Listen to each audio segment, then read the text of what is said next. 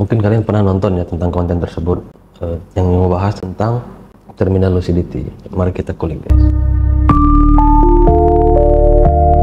Jadi kita bahas dari sini. Ini cewek yang dimaksud di video podcast Mas Sabrang tersebut ya, itu bernama Anna Katarina Ehmer, umurnya 26 tahun waktu meninggal. Nah, yang bikin geger itu, dia ini dari kecil katanya punya disabilitas mental yang parah banget. Bahkan umur hidupnya itu nggak pernah ngomong sedikit pun. Bayangin deh, 26 tahun diem total, terus tiba-tiba sekitar setengah jam sebelum dia meninggal, dia malah nyanyi lagu kematian gitu. Liriknya tuh kayak gini nih: "Nah, jiwa menemukan rumahmu, kedamaiannya damai surgawi." Yang bikin speechlessnya lagi, orang-orang yang ada di sana bilang muka Ana tuh berubah drastis, yang biasanya banyak kosong gitu tiba-tiba jadi kayak penuh kedamaian, bahkan dibilang spiritual ekspresinya gitu. Jadi Ana ini tinggal di tempat institusi kesehatan mental gitu guys. Jadi kepala tempat dia tinggal sama dokter Michael Nahum ini aja sampai nangis saking herannya. Mereka kayak ngeliat keajaiban di depan mata mereka. Orang yang seumur hidup nggak bersuara tiba-tiba nyanyi lagu perpisahan dengan tenang. Ini tuh benar-benar contoh ekstrem terminal lucidity. Orang yang kayaknya nggak nyambung sama dunia luar tiba-tiba saat terakhirnya kayak on lagi gitu sebentar buat pamitan. Para ilmuwan juga sampai bingung sama kasus kayak gini. Gimana coba ngejelasin orang yang nggak pernah ngomong sama sekali tiba-tiba nyanyi lirik tentang kedamaian, tentang rohani, yang lumayan panjang loh dia nyanyi sampai setengah jam. Ini kayak nunjukin kalau sebenarnya kita tuh masih banyak banget nggak tahu soal otak dan kesadaran manusia, apalagi pas udah deket sama garis akhir ya. Kisah Katarina Ehmer ini ya benar-benar bikin saya mikir, jangan-jangan emang ada ya kesempatan terakhir buat jiwa kita sebelum benar-benar pergi gitu, atau mungkin ada mekanisme misterius di otak yang kita belum pahami sampai sekarang. Jadi setelah saya baca dan mendengar kisah Anna Katarina ini ya, saya jadi keingat sama ibu saya sendiri ya. Ibu saya itu mengidap penyakit diabetes kering ya, dan meninggalnya itu pas hari Jumat dan nggak ada apa-apa.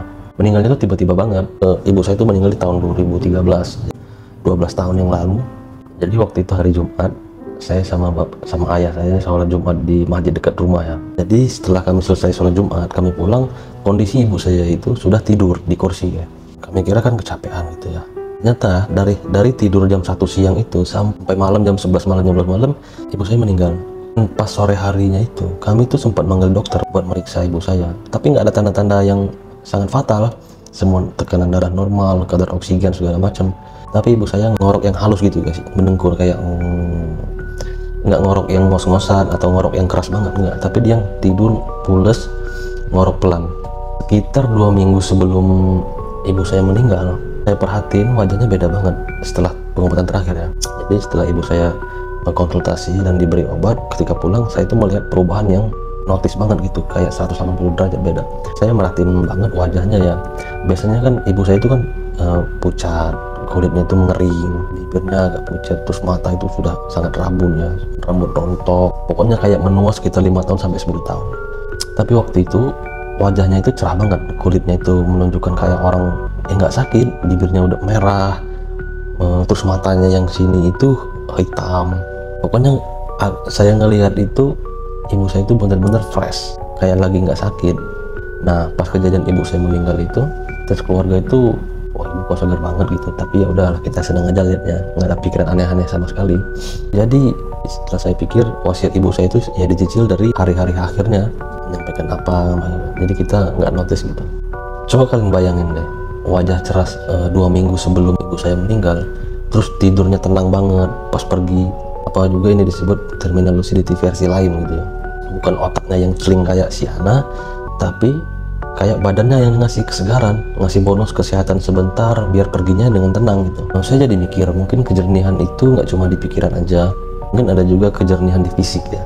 Kayak dikasih kesegaran yang sangat bugar, yang sangat sebelum benar-benar istirahat gitu.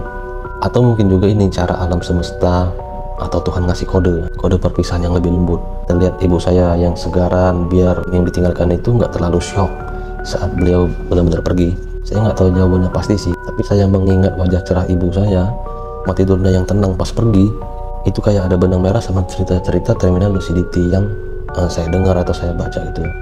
Apa mungkin terminal lucidity itu punya banyak bentuk, punya banyak versi, atau ini cuma kebetulan aja